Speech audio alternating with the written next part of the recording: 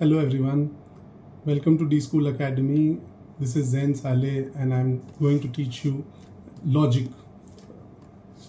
We are going to follow the book A Concise Introduction to Logic by Patrick Hurley and Laurie Watson. Before we go into the study of logic, uh, let me ask you this question. Why study logic? What is the importance of logic? Now, logic can be a challenging subject for beginners.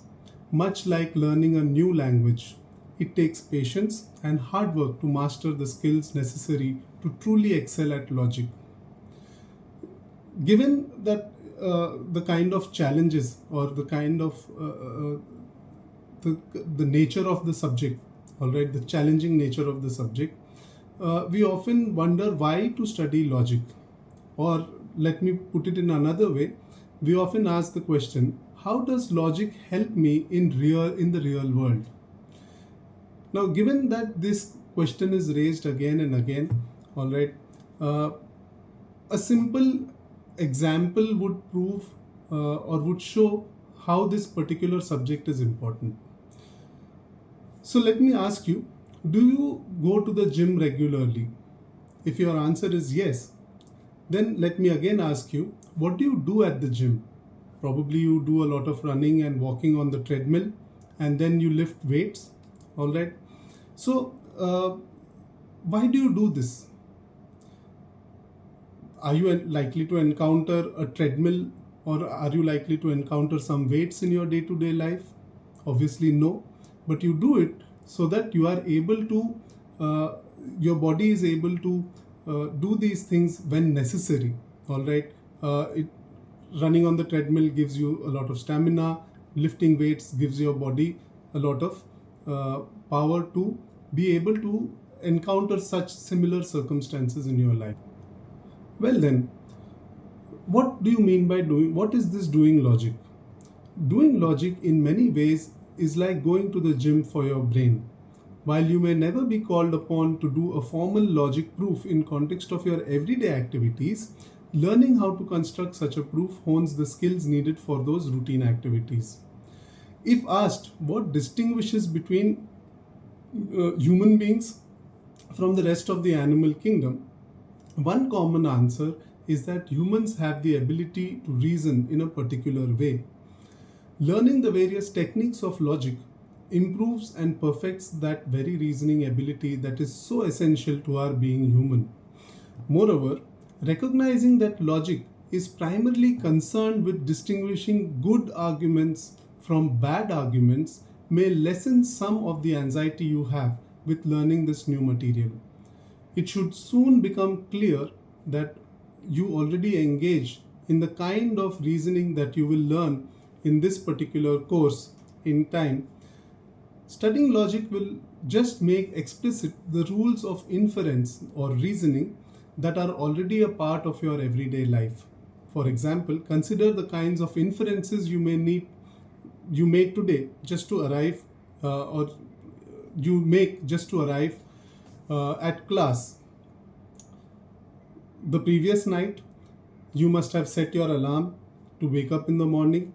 You may have reasoned, if I want to arrive at class on time, I need to wake up by 8 a.m. I do want to arrive at class on time, so I will set my alarm for 8 a.m. Now, this is a basic form of reasoning that logicians call modus ponens. We will study this particular rule of inference in many others in this particular course. While calling it modus ponens and representing it symbolically may seem intimidating at first, remember that you already know and understand how to make this inference and you do it all the time.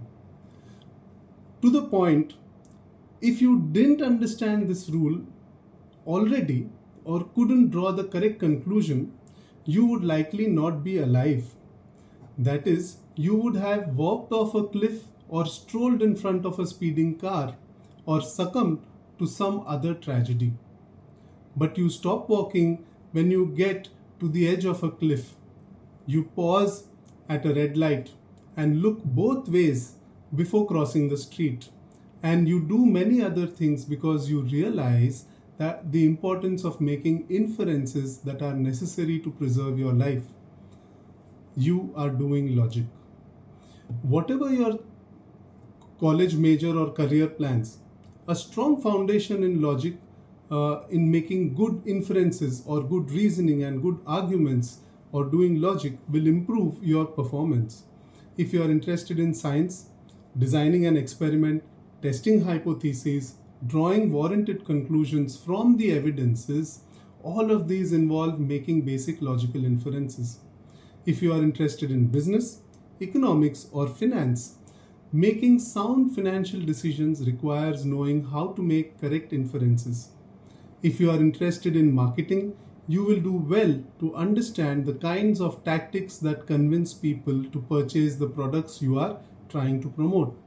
Sometimes this will involve asking them to make good inferences. For example, if you are making marketing products or medications that claim to improve people's lives. However, sometimes marketing involves appealing to the emotions of customers or to their vanity, or convincing the potential buyer that your product is necessary in some way. While such appeals are not grounded in logic, they reflect common mistakes or in reasoning that we call fallacies. We will be learning about these common mistakes that are fallacies in this particular course. If you are a marketer, you may want to draw on such appeals, for they often work. If you are a consumer, you may hope to arm yourselves against such appeals so you aren't taken in by advertising claims that lead you to buy products you do not need. Either way, you are using logic. If you are interested in computer science, you will quickly realize how necessary logic is to computer programming. In fact, the first person to invent a computer was a logician and a mathematician. All the technology we have come to rely on as a part of our daily lives, our mobile phones, our iPads, our computers, and so on, are made possible by logic.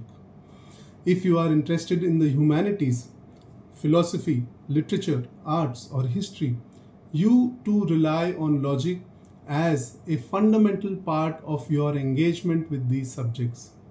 There is a reason that logic is taught in philosophy departments, and that is because philosophers make and evaluate arguments across a wide range of subjects, including what gives value and meaning to life, whether it is rational to believe in God, and what counts as having knowledge as opposed to mere belief or opinion on these and other topics. If you study literature, engaging with a text critically means evaluating its coherence, its development of characters and their motivations, and many other things, almost all of which involve logic. In short, logic teaches and improves the kinds of knowledge and basic skills that are relevant to almost everything you do or want to study. Finally, it's worth saying that logic can also be fun. Undertaking any new form of study can, of course, prove frustrating and challenging at times, but with patience and hard work, the material gets easier and clearer. We think you will find that mastering some of these skills is rewarding in itself, and once you become good at it, you will see just how much fun it can be to identify a fallacy, point out someone's weak, poor arguments, and even construct proof, and finally your own arguments and reasoning.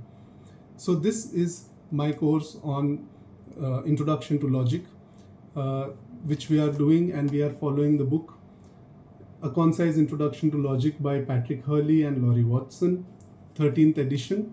I hope you will like this course. I'll see you all in the next lecture. Thank you.